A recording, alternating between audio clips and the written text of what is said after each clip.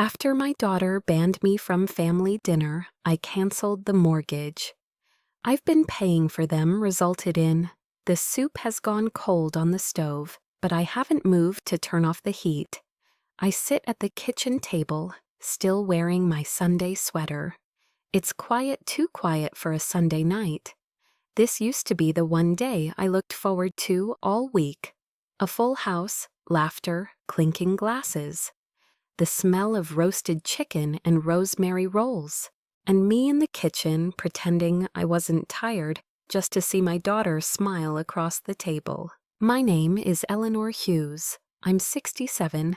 I live in Asheville, North Carolina.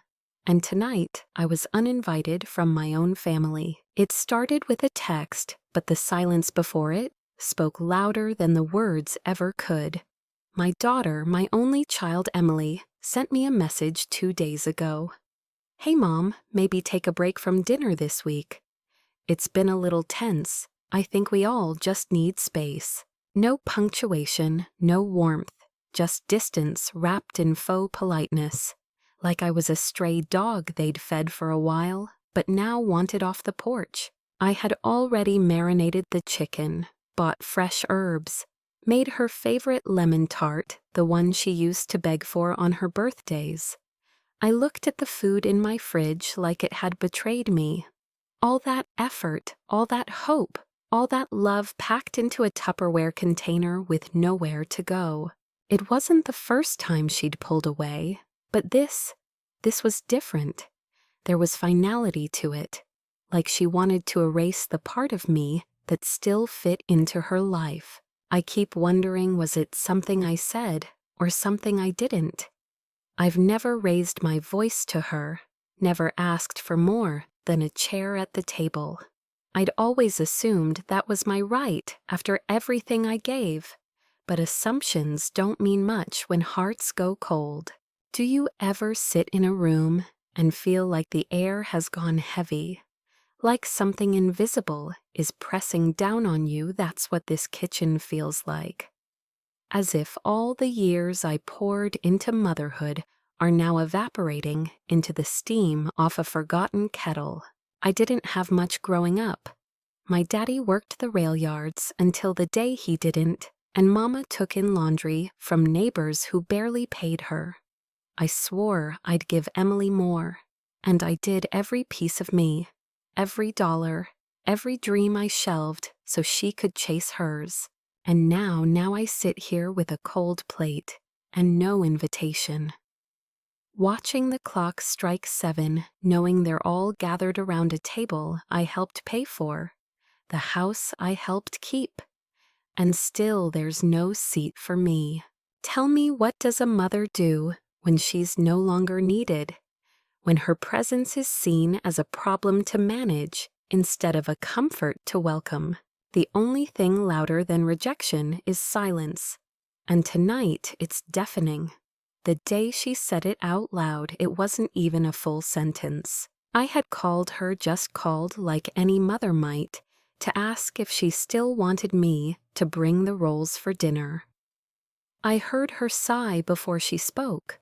One of those deep, weary sighs that told me I'd already done something wrong without knowing what. "Mom, I think maybe you shouldn't come this Sunday." The words floated out so gently I almost didn't catch them. I asked, "Is everything all right?" "It's just, there's been a lot of tension lately. Maybe we all need a little space." Tension. That word again. She never said what it meant. But it hung there like fog over a valley, thick, shapeless, and impossible to argue with. How can you defend yourself against something nobody will name? I sat there on the phone, one hand gripping the edge of the kitchen counter. "Is this about last week?" I asked, thinking back. I had made a comment, an offhand one, about how her husband, Brad, left the baby's diaper too long. I'd said it kindly, I thought, gently, but maybe not gently enough for Emily's standards. "I just think it's best for everyone if we cool things down." Cool things down, a phrase that should come with a knife. That's the moment it clicked for me, not all at once, but in fragments. It wasn't just this week or last. It had been building quietly, like sediment in a pipe. Her tone, her distance, her way of moving around me, like I was furniture. Even my granddaughter Lily had started calling me Grandma Eleanor instead of just Grandma. Formal, polite, like a stranger at a family picnic. "Okay," I whispered, "if that's what you want." She didn't say she loved me. She didn't say goodbye. She just said thanks for understanding and hung up. I stood there for a long time, not realizing I was still holding the phone. Emily wasn't always like this. There was a time she clung to me like ivy to a fence post. I was her shelter, her warmth. She used to call me 3 times a day during college just to ask if you could freeze grapes or if Tylenol worked for heartbreak. When did I stop being the person she turned to? Maybe it's me. Maybe I clung too long, gave too much, paid too often. Maybe I made her believe I'd never leave, no matter how she treated me. I sat in my chair that night and stared at the spot where her high school diploma still hangs on my hallway wall. I ironed her gown myself that morning. I held the camera in shaking hands. I remember her looking into the crowd and smiling when she spotted me. That smile so proud, so sure. When did it fade? And what are we supposed to do when the people we love change their shape? Until you can't find the outline of who they were. It's a strange kind of grief being alive and unwanted. Have you ever felt it? I was 19 when I married James Hughes. He had hands like oak and a smile that made my knees weak. We didn't have much, just a rust-colored Chevy, a 1-bedroom apartment with peeling wallpaper, and 2 matching dreams to build a life and fill it with love. We were married just 8 years before the cancer came. It started in his spine and moved faster than I could pray. He was 36, I was 27, and Emily was only 4 when I buried her father in a gray suit he never got the chance to wear, to his new job. That morning I knelt by his grave with one hand on her back and the other clutching my own shaking ribs.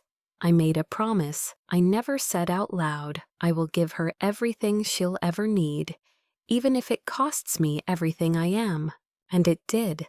I worked mornings at the diner, evenings cleaning medical offices, and weekends running errands for homebound neighbors just to make a little extra. I missed PTA meetings, I missed sleep, but I never missed a rent check, and I never once let Emily feel how tight it all was. She got birthday cakes even if it meant I skipped dinner for 3 nights. She went to dance recitals with handmade costumes stitched by my tired fingers. She had braces, a flute, a prom dress, and never once knew how hard it was to keep the lights on. I remember the night she got into college. She came barreling into the living room, acceptance letter in hand, eyes wide and wet. "Mom, I got in," she screamed, and I laughed and cried, all at once, even though I already knew what it meant. I'd be picking up extra shifts for the next 4 years. Still, I did it. I did all of it, because that's what mothers do. We bleed for our children and call it love. Even when she graduated and met Brad, I stayed close, but not too close. I didn't want to be one of those clingy mothers who made everything about her. I wanted to give her room, let her breathe. When they bought their house, Emily called it a dream come true. But they weren't going to qualify on their own. Brad had debt, Emily had student loans, and the bank needed someone solid. So I signed, quietly, no fuss. Just for a couple of years, I remember her saying, "We'll refinance and take it over." But they didn't, and I never pushed, because I wanted them to have the kind of security James and I never did. I wanted them to win at life. So I paid, month after month, sometimes dipping into savings, sometimes skipping my own needs. I didn't mind, not really, because every payment felt like another brick in the home they were building. A home I could visit, a home I thought I was part of. Until now. Now I realize I built the house, but I was never allowed to belong inside it. And I wonder how many other mothers out there gave up their lives piece by piece, only to end up watching from the sidewalk. Is love supposed to hurt like this? The house sits on a gentle bend at the edge of a quiet cul-de-sac, the kind of neighborhood with trimmed hedges and mailboxes painted to match the shutters. Emily always said it was her dream home, 3 bedrooms, a big backyard for Lily, and a kitchen with the kind of island she used to point at in magazines. I still remember walking through it the first time, just the 3 of us. Emily, Brad, and me. The walls were bare. The air smelled like new paint and possibility. She grabbed my hand in the empty living room and whispered, "Can you believe this could be ours?" Not hers, ours. But then came the numbers. The loan officer's face pinched when he pulled their credit report. Brad shuffled his feet. Emily bit her lip. I could feel the air shift. "We can't do this without you, Mom," she said in the car afterward, her voice small. I didn't even blink. Of course I signed. I was the one with the good credit, the reliable pension, the reputation. The bank wanted me, not them. And when I saw how ashamed Emily looked, how her shoulders curled in like she was a little girl again, I couldn't say no. What mother could? I dipped into the savings James left me, enough to cover the down payment. I didn't tell Emily that part. She just saw keys in her hand and happy tears on her cheeks. They moved in 2 months later, beaming like the couple in a postcard. I brought casseroles and toilet paper and every leftover piece of furniture I could offer. The dining table, the one James built, fit perfectly by the bay window. "Just until we're on our feet," Brad said when I offered to help with the first few mortgage payments. But months turned into years. They never refinanced, and I never stopped paying. I told myself it was fine, that I didn't mind, that I was doing what any loving mother would do. I didn't need my name on the deed, not really. I just wanted them to be safe, to be happy.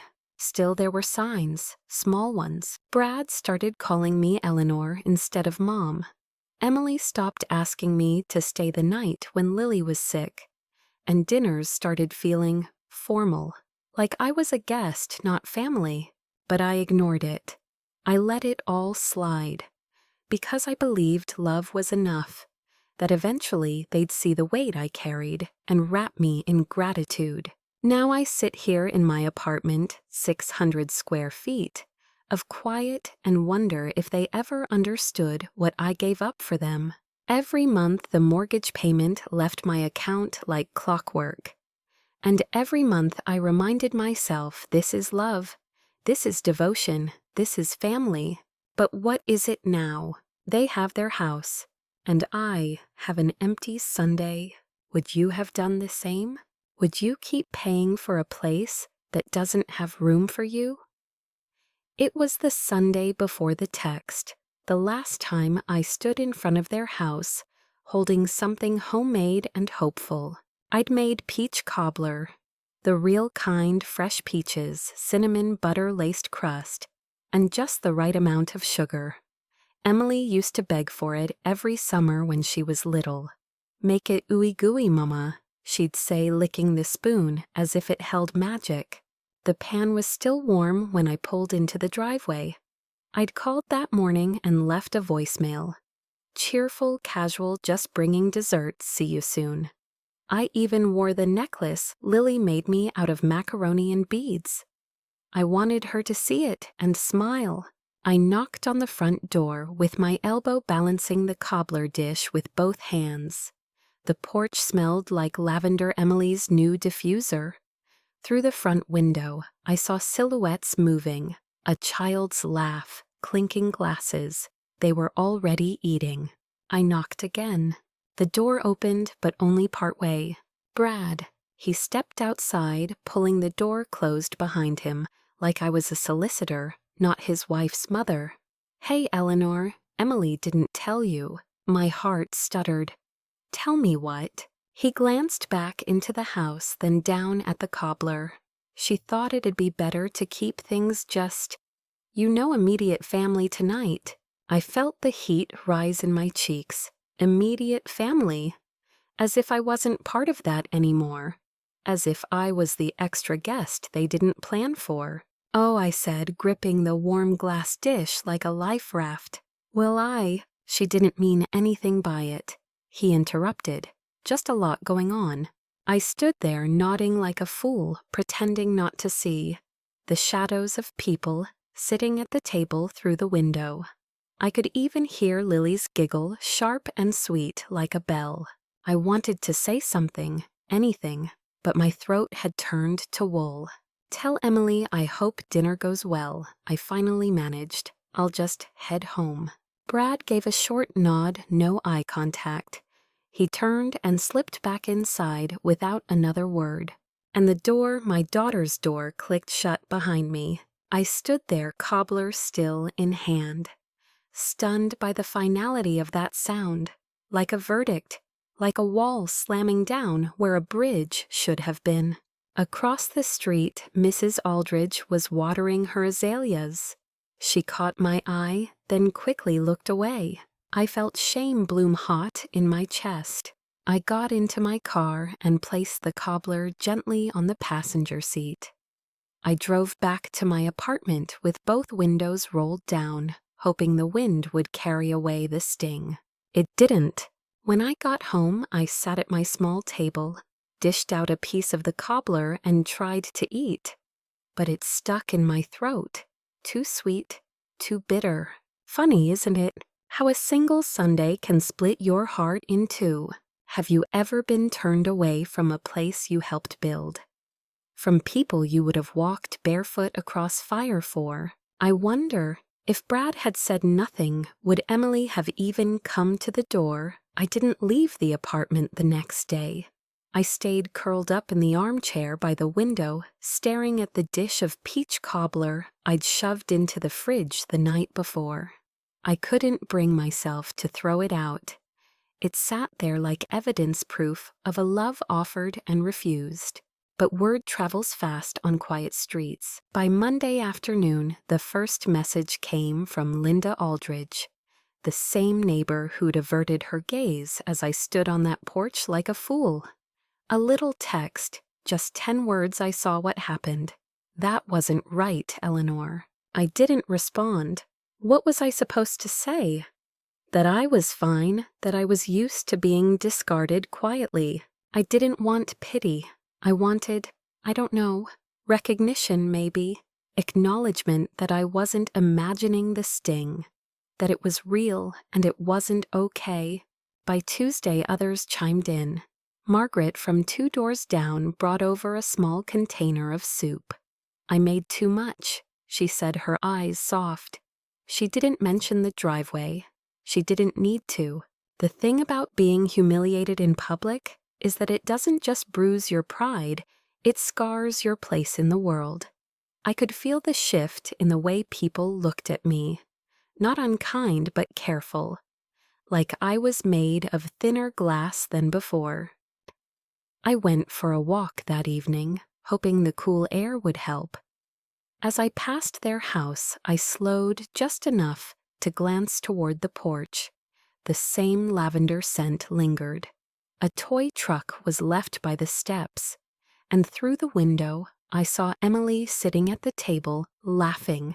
She looked fine. No grief, no guilt, no trace of someone who'd banished her mother just days before. I stood there for a moment too long, and a car crept up beside me. Mrs. Lee from the end of the block rolled down her window. "You all right, Eleanor?" I straightened, smiled, lied. Of course, just stretching my legs. But inside something crumbled. It wasn't just the humiliation. It was the ease with which they'd let me go. The absence of ache in their lives. The fact that to everyone else, I was just the older lady who once visited her daughter every Sunday and now didn't. And yet I couldn't stop the thoughts. What if Lily asked where I was? What did they tell her that I was busy? Tired or worse, nothing at all. I walked home in the dark, my shadow trailing behind like a silent witness. For the first time in months, I locked the door with more than just habit.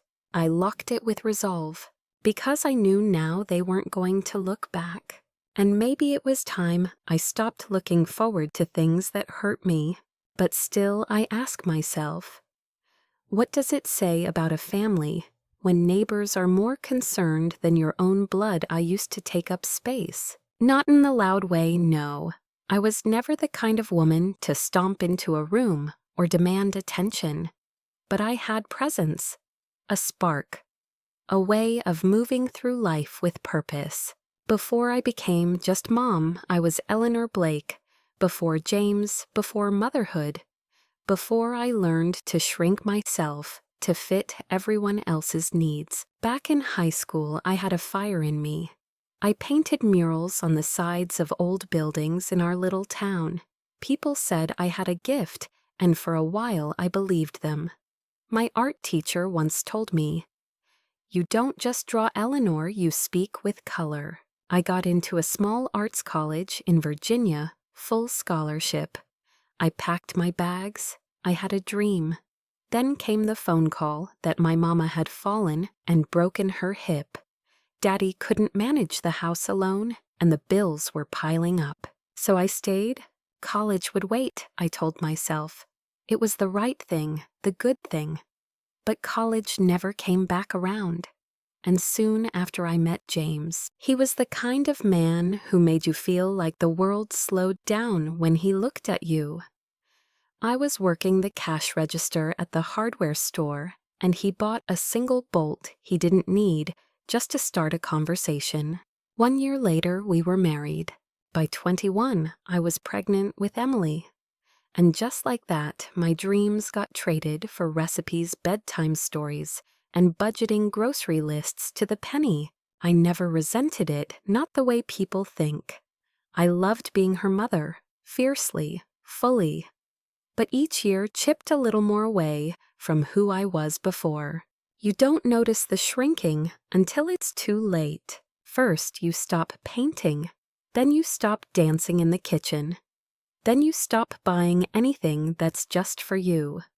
One day you look in the mirror and realize you don't recognize the woman staring back.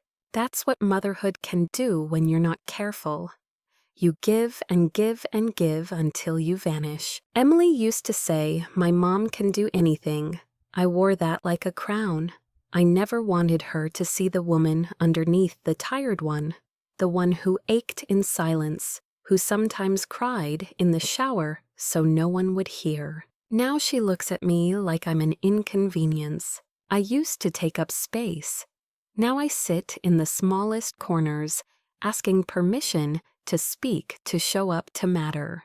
But in the quiet of these past few days, between the rejection, the cold dinners, the stiff smiles of strangers, I've started remembering the girl I used to be, the one with color under her nails and a dream in her chest.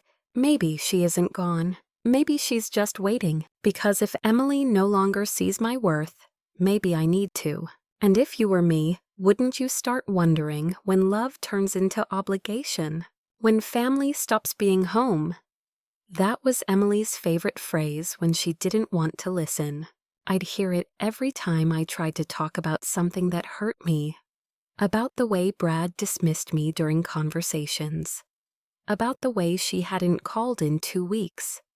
About the silence I swallowed after being excluded from Lily's school recital. "Don't be so dramatic, Mom," she'd say with a sigh, like I was a child throwing a tantrum. Like my feelings were too loud, too inconvenient. It was her way of shutting the door without slamming it. Neat, polished, painless for her. But it was dramatic, wasn't it? Being erased from a life you helped shape. Being pushed out of a family dinner. after 30 years of never missing one. Having your love turned into a burden nobody asked for. One time, not long after Lily was born, I offered to help with the baby at night. Emily looked at me and said, "We've got it, Mom. You don't have to insert yourself into everything." Insert myself. As if I were a virus trying to worm my way into a body that didn't want me. I didn't argue. I just nodded and stepped back. I've done that a lot over the years, stepped back. I thought I was giving her space to grow, to lead her own life. But now I wonder, was I just training her to live without me? And every time I'd try to voice my hurt, she'd slap that same phrase over it like duct tape. "You're being dramatic." Not "I'm sorry," not "tell me why it hurt." I stopped mentioning the missed invitations. I stopped asking if Lily could stay the weekend. I stopped telling her when I felt invisible. Because what's the point in bleeding for someone who tells you it's all in your head? But it wasn't in my head. It was in every quiet dinner I ate alone while they posted family photos online. It was in every call that went unanswered, in every smile that didn't reach her eyes when I showed up at her door. It was in that last conversation we had, if you can even call it a conversation. After I was turned away on the porch, I called her. I wasn't angry. I just wanted to understand. I asked if I had done something wrong, something unforgivable. Her voice was sharp, cold. "Mom, we just needed a break. It's not a big deal. You're making it into something it's not." She sounded like a stranger, one who was tired of pretending to care. I wanted to tell her about the money, about the years I'd kept the mortgage afloat, about the day I used the last of James's life insurance check to save them from foreclosure without ever asking for credit. But I didn't, because I knew how she'd respond. "You're being dramatic." So I swallowed the words, but they didn't stay down. And that's the moment something inside me broke, but not in the way you'd expect. Not like glass, more like a lock, like a door opening inward. Because I finally realized I was done explaining my worth, done begging for crumbs from the table I helped build. If you were me, wouldn't you start to wonder when enough was enough? It was buried under old utility bills and recipe clippings, tucked in a manila envelope I hadn't touched in months. The original loan agreement. I pulled it out the day after that phone call, the one where Emily dismissed my pain like a gnat in the air. I wasn't looking for revenge, not then. I just wanted to remind myself I hadn't imagined it all. That I had mattered at least on paper. There it was, my name, my signature, the co-signer, the emergency contact, the person responsible if anything went wrong. Not that they ever said it aloud, but I was the net beneath their fall the entire time. And further down in black and white payment responsibility, Eleanor Hughes. I stared at those words for a long time, like they might turn into something else if I blinked enough. 7 years of payments, quiet, unnoticed. They never asked, but they never offered either. And every month I watched the numbers leave my account without a thank you or a nod of recognition. When I brought it up once, lightly, even jokingly, Emily waved it off. "It all evens out, Mom. You're living off your pension. You don't have rent." She made it sound like I was just swimming in free money, as if my comfort came from privilege and not from the 100 sacrifices stacked behind every dollar I saved. I thought about that, now sitting on the edge of my bed, the papers spread out before me like a confession. I wasn't rich. I wasn't even particularly well off. I'd just learned how to stretch myself thin without tearing. But now I was stretched too far, and suddenly a thought bloomed, soft at first, then sharp. What if I stopped? What if I took my name and my money back? Would they notice immediately? Would they even realize who'd been keeping the lights on? I opened my laptop and logged into the bank portal. Payment history flawless. Every month without fail. I checked the next due date. 10 days away. 10 days. That's all it would take for the truth to come knocking. My hand hovered over the keyboard. Not in anger, but in clarity. For once, I wasn't acting out of guilt or obligation or fear of not being loved. I was just done. Done being invisible. Done being treated like a relic from a time they didn't want to remember. I printed everything, all the statements, all the contracts. I slipped them back into the envelope and laid it on my kitchen table. It wasn't a weapon. It was a mirror. Let them see themselves in it. And if they couldn't, then maybe it was time they stood on their own. Tell me, how long would you keep paying for someone who treats you like a stranger? The phone rang 3 days after the payment deadline. I was folding laundry, nothing dramatic. Just a quiet Tuesday, with the TV humming low in the background when the screen lit up with Emily's name. For a moment, I didn't move. I let it ring until the final buzz, my fingers frozen around a hand towel. Then it rang again. This time I answered. Her voice came through in a rush, tight controlled but fraying at the edges. Mom, did something happen with the mortgage? No hello, no small talk, just straight to the panic. I took a breath. Yes, I said simply. I stopped paying it. Silence. For a long time. The kind that stretches into something raw and dangerous. Then you what? I stopped, I repeated, folding the towel and placing it gently in the basket. I've paid for 7 years, Emily. I figured it was time you took over. You can't just, she stammered, and I could hear Brad in the background, asking what was going on. I didn't just anything, I said, calm as water. You told me I wasn't welcome at your table. I decided it was time to stop paying for the table. Her voice cracked louder now. You're punishing us. I stood up slow and quiet. My knees ached, something that had become more common since last winter, but there was a kind of strength in me that steadied my spine. No, I said softly, I'm freeing myself. Another silence, this one heavier. You could have talked to us about this. She snapped, her voice sharp with that mix of entitlement and disbelief. You don't just pull something like this. I smiled, not because it was funny, but because it was so expected. You didn't talk to me when you told me not to come for dinner.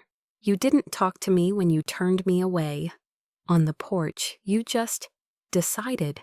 So I did too. I could hear her breathing fast, that high-pitched inhale she used to have as a teenager when she knew she was in the wrong but refused to admit it.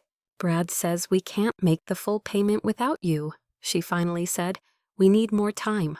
I gave you 7 years, I said. That's more time than anyone ever gave me.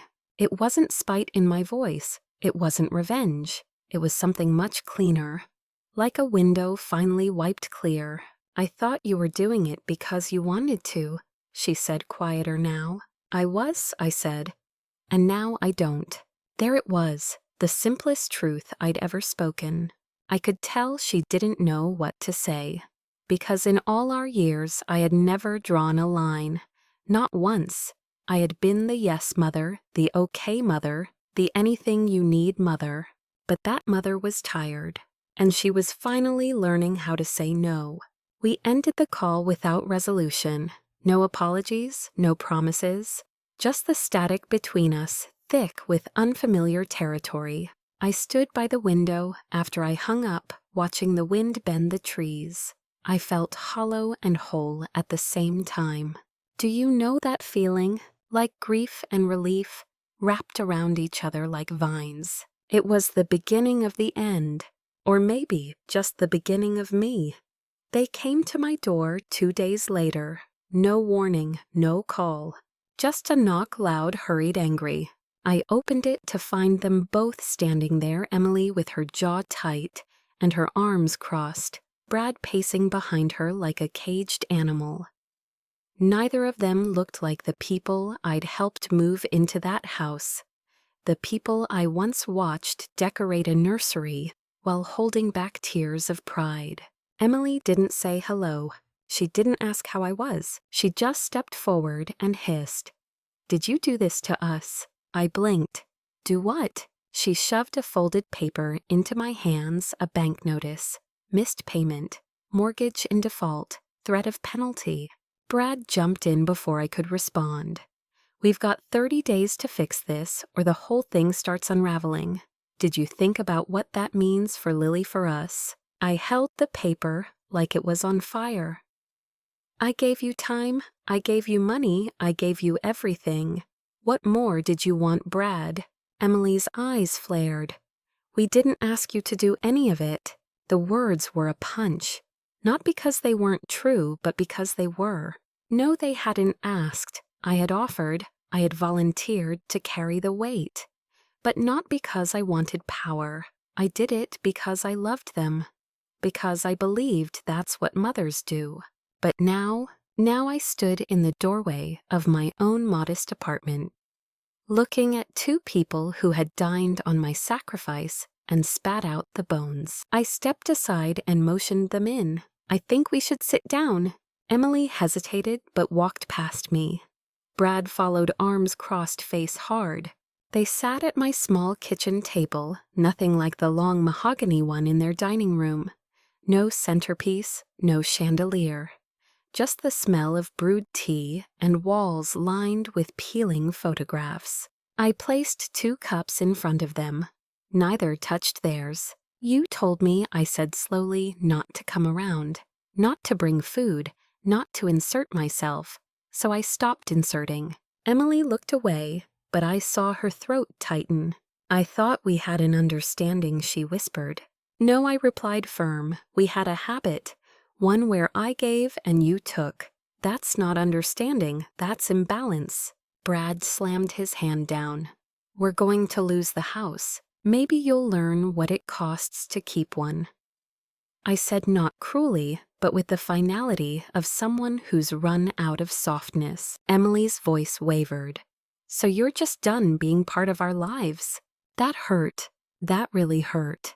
"I've always been part of your life," I said. "You just stopped seeing me." They were quiet after that. No one moved. I could hear the tick of the clock on the wall, each second louder than the last. Finally, Emily whispered, "You blindsided us." "No," I said, "you blindsided me. When you made me feel like a burden, when you told me I didn't belong. You just didn't expect the money to leave when I did." Brad stood first. "We'll figure it out." His tone was bitter. I didn't stop them as they left. I just closed the door gently and sat at the table, still warm from their presence. I didn't feel victorious. I felt tired. But for the first time in years, the tired wasn't from bending over backward. It was the exhaustion of standing tall for myself. Tell me, how do you teach your children that love isn't supposed to make you disappear? 3 days passed. Not a word from Emily, not a knock, not a text, nothing. I thought I'd feel free after our conversation. But silence, even when earned, still feels like grief. I kept checking my phone. Not because I expected kindness, but because I expected something. Even fury would have been better than this quiet severing. Instead, I cleaned the apartment with a strange sort of urgency, wiping down already clean counters, organizing drawers that didn't need organizing. I needed control somewhere, even if it was just in the spice cabinet. Then came the envelope. It was slipped through the crack of my door late one afternoon. No postage, no return address. Just my name written in my daughter's handwriting, the same loops and curves I used to admire on her 3rd grade homework. Inside a single sheet of paper. "You've ruined everything." That was it, nothing else. No explanation, no signature. It wasn't a note, it was a verdict. And I stood there in my hallway, gripping that paper like it could still bleed, like her words had weight enough to shatter bone. For a moment, I felt small again. I felt like the woman on the porch holding a cobbler dish, still hoping someone would open the door and say they were sorry. Still trying to believe I wasn't the villain in my own story.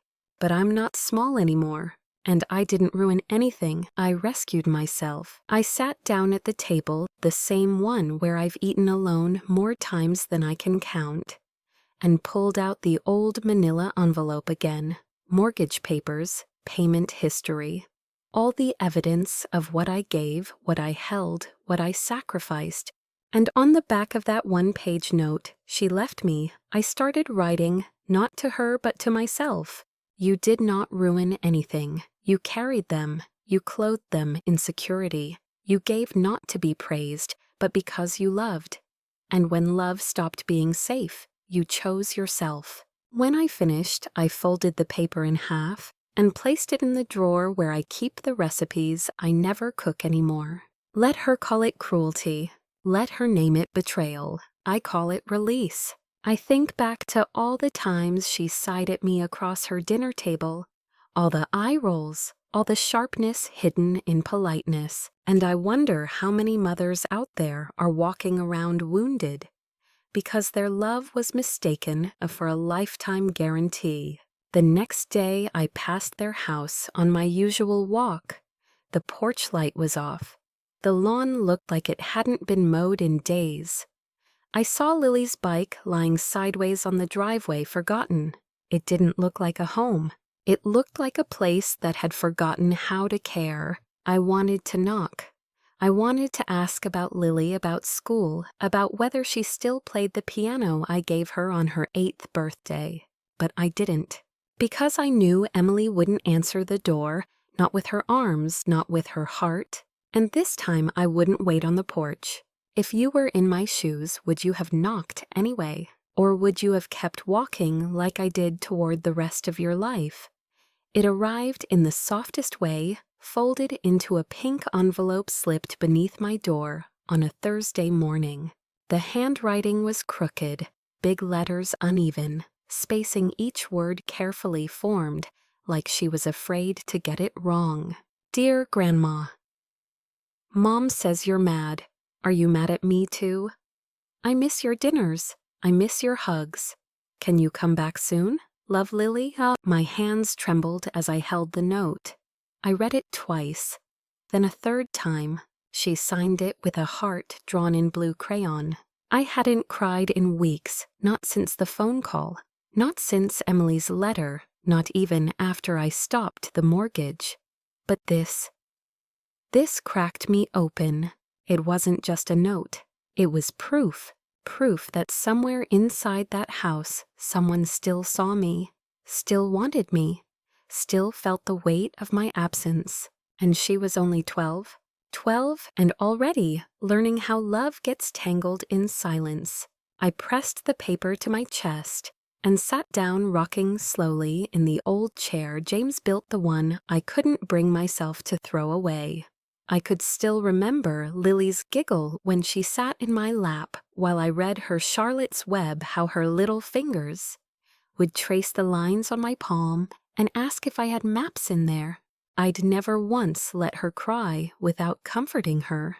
I never missed a birthday. I kept a drawer full of art she made me stick, figure families, crooked hearts and little suns with smiling faces. She didn't see me as an intruder. She saw me as hers, and I had vanished from her life without explanation. It was Emily, not Lily, who had decided I was unwelcome. It was Brad who had closed the door. But now I realized that door slammed behind both of us. How many more lies would Lily hear?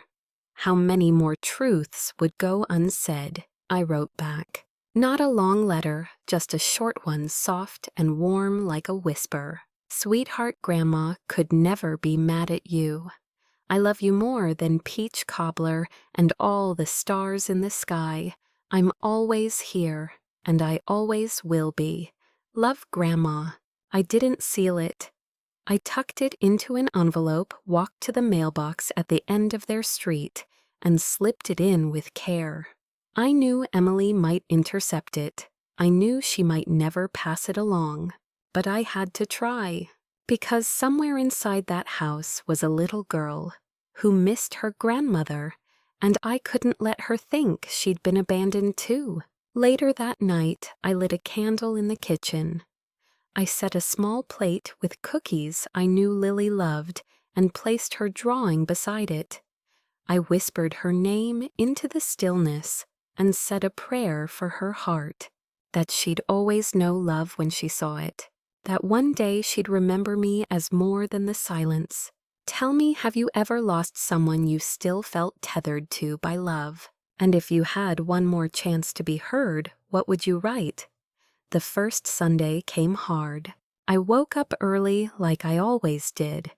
My hands still reached instinctively for the apron I no longer wore.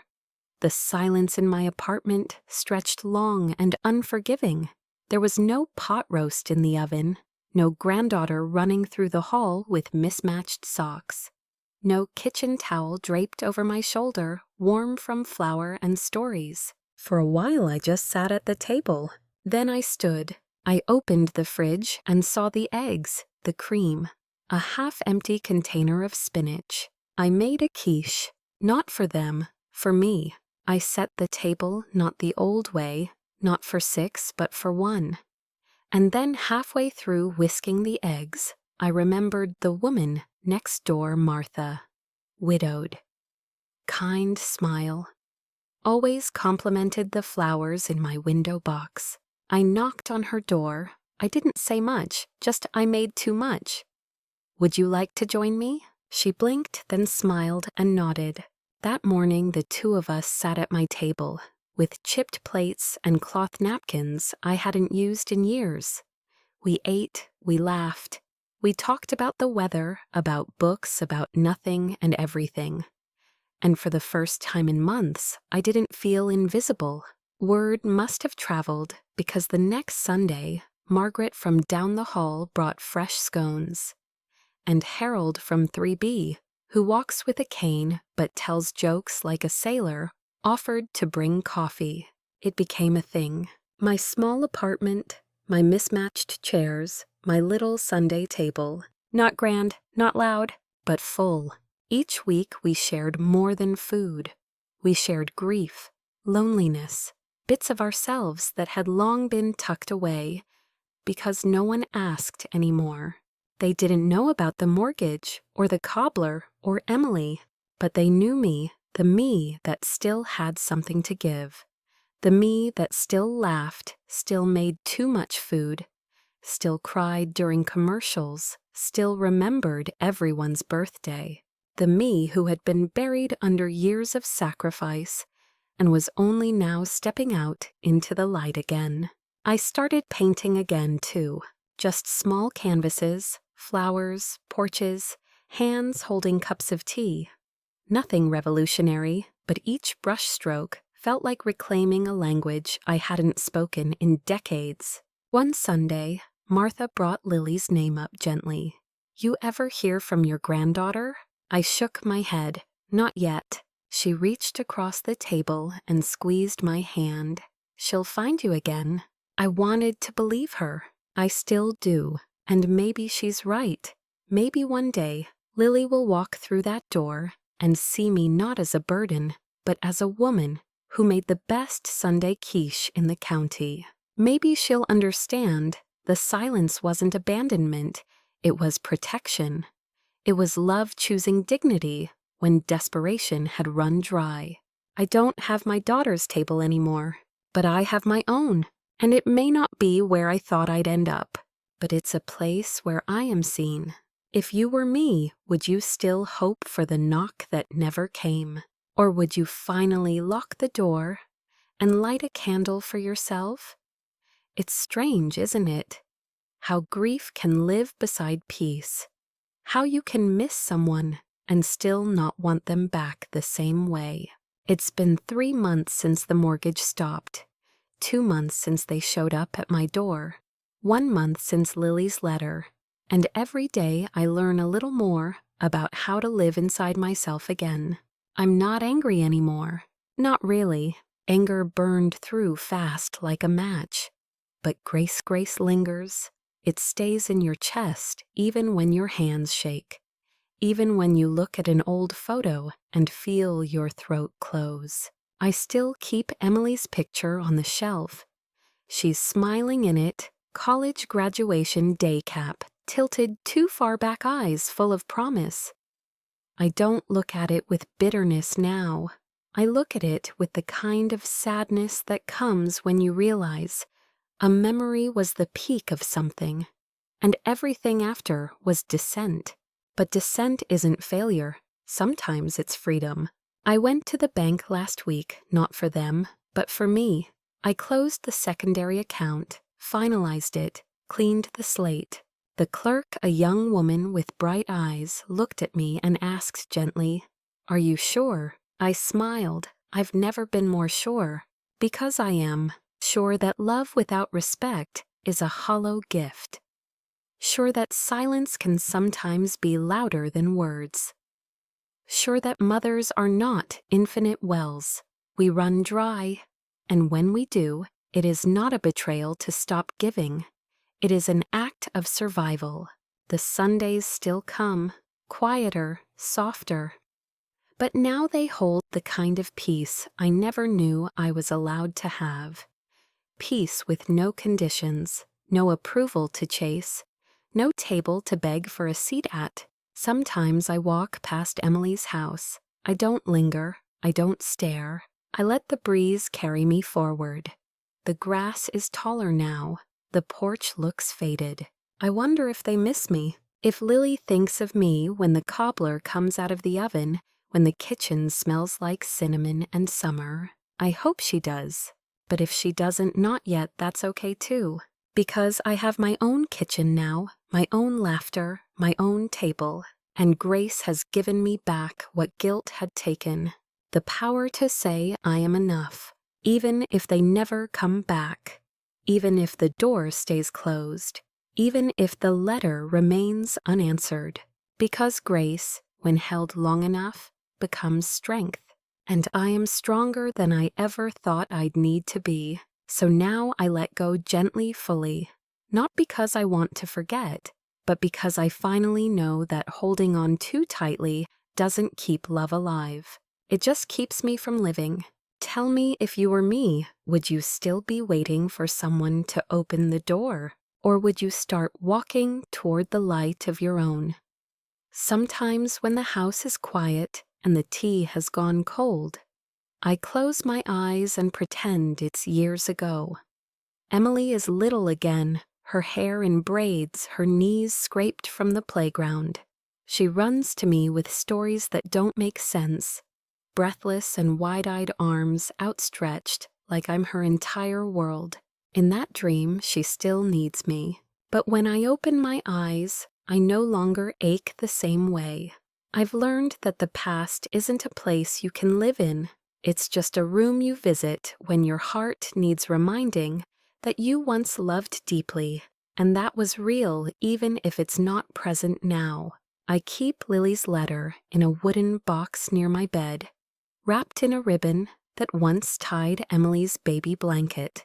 Every now and then I read it again, not to reopen wounds, but to remember that love, when given freely, does not disappear.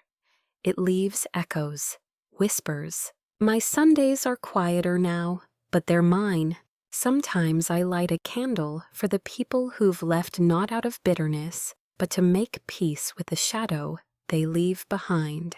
And sometimes I light one for myself, because I stayed soft even when the world tried to harden me, because I said no without shame, because I saved myself when no one else thought I needed saving. If you were me, would you sit and wait for the call, the knock, the apology? Or would you choose this peace, the slow, gentle kind that doesn't beg to be seen, but still fills the room? Whatever your answer is, I hope you find your Sunday table too, because you deserve to belong at one. Always.